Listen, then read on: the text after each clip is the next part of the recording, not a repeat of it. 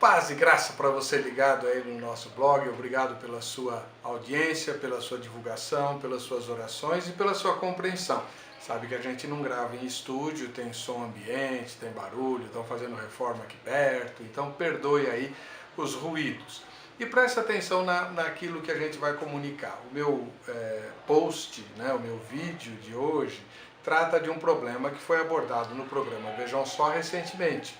João, Evangelho, capítulo número 9, lá os discípulos de Jesus aparentemente criam na reencarnação ou, no mínimo, na maldição hereditária. Quando eles perguntam para o Senhor quem havia pecado, se o próprio cego que nasceu cego ou os pais dele para que este nascesse cego, eles revelam que, primeiro, se eles acreditavam que o próprio cego que nasceu cego tinha pecado antes de nascer, eles estão revelando crença na reencarnação, numa vida anterior. Quando é que ele ia pecar? Ele tinha que pecar antes de nascer.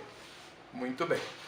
Ou, no mínimo, também acreditavam que os pais transmitiam aos filhos a maldição hereditariamente, porque se os pais tinham pecado e o filho é que recebeu o castigo, nascendo cego, então isso é maldição hereditária. Aí a pergunta do programa era, será que João, capítulo número 9, dá base bíblica para se acreditar em reencarnação ou maldição hereditária? Vamos lá.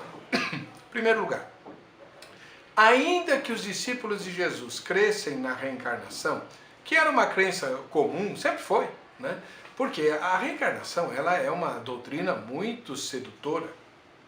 Pensa bem, se você vive essa vida sabendo que você vai ter outras chances de se corrigir no futuro, é uma coisa. O cristianismo, a fé cristã, a fé bíblica, é que destrói essa esperança com uma fala terrível. Diz assim, a vida é só essa e tem mais uma. Quando ela acaba, sabe o que é que vem? Juízo, castigo, julgamento de Deus. Então, por isso que a maioria das religiões, para seduzir, usam a doutrina da reencarnação.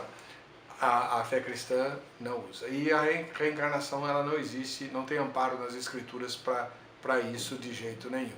Mesmo aí alguns... Eu até fiz um debate uma vez, discutindo se o kardecismo era cristão.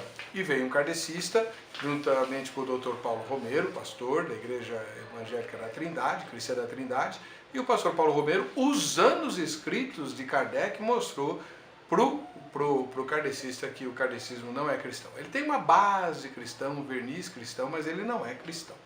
Pois bem. Então, reencarnação, mesmo que os apóstolos pensassem nisso antes da descida do Espírito Santo, não dá base para as Escrituras. Depois, quando o Espírito Santo veio sobre a igreja e os apóstolos escreveram doutrina, nenhum dos escritos dos apóstolos dá base para qualquer pensamento a respeito de reencarnação. E a maldição hereditária? Mesma coisa. Ainda que os discípulos de Jesus imaginassem que o pecado dos pais é punido nos filhos, a Bíblia não dá base para isso.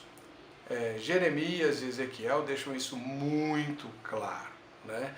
Mas em Êxodo está escrito lá em Êxodo 20 que Deus visita a iniquidade dos pais nos filhos até a terceira e quarta geração dos que o aborrecem. Está escrito mesmo. Mas você continuou a leitura? Esse é o grande problema. Temos que ler o texto inteiro. O versículo seguinte diz que Deus usa de misericórdia até 1000 gerações daqueles que temem o seu nome. O que é que você deve fazer? Faz o contraste. O que o texto está dizendo é que o pecado, ele prejudica, porque nos afasta de Deus num determinado grau, mas a misericórdia de Deus vai infinitamente além das consequências do nosso pecado. O apóstolo Paulo, no Novo Testamento, vai interpretar isso dizendo assim: onde abundou o pecado, superabundou a graça. É disso que Êxodo está falando. Ele não está ameaçando, olha, não seja idólatra, porque senão o seu filho, o seu neto, o seu bisneto vão ser amaldiçoados. Ele está dizendo, não seja idólatra, porque Deus perdoa, redime e transforma, coisa que nenhum ídolo faz. E você vai ter uma existência abençoada. É disso que o texto está dizendo. Então, eu não creio em maldição hereditária porque Deus é justo e trata cada alma individualmente. Tanto é que está lá, né, a alma que pecar, esta morrerá. Os pais comem uvas verdes e os dentes dos filhos não vão se embotar. Isso está muito claro, cristalino nas Escrituras. Ah, mas é mais fácil explicar, como inclusive aconteceu no programa, né? Explicar determinadas situações, problemas, dificuldades que os crentes passam, mesmo depois de convertidos, por intermédio da maldição hereditária. Não. Não é porque nós temos dificuldade de entender ou explicar determinadas coisas que a gente vai dar uma forçadinha na doutrina. Maldição hereditária não existe. Quer dizer, não existe no sentido que se apregoa por aí. Um crente pode ser alvo de maldição hereditária? Não. Um ímpio? Sim.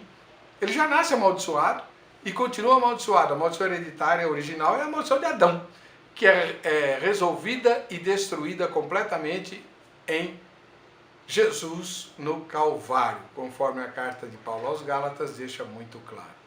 Por isso, João capítulo 9 não se resume aos primeiros versículos. Jesus vai além, cura o cego, mostra que ele havia nascido cego, para cumprir os propósitos de Deus, assim como tudo que acontece no mundo. Tudo tem um propósito. E se você coloca a sua vida no altar de Deus, pela fé em Cristo Jesus, o nosso único e suficiente Salvador e Mediador, esse propósito vai se revelar na sua vida. Que Deus abençoe, um ósculo santo. Peço que você deixe o seu like, é like que fala, né? Que você curta e se inscreva no nosso canal. Deus abençoe.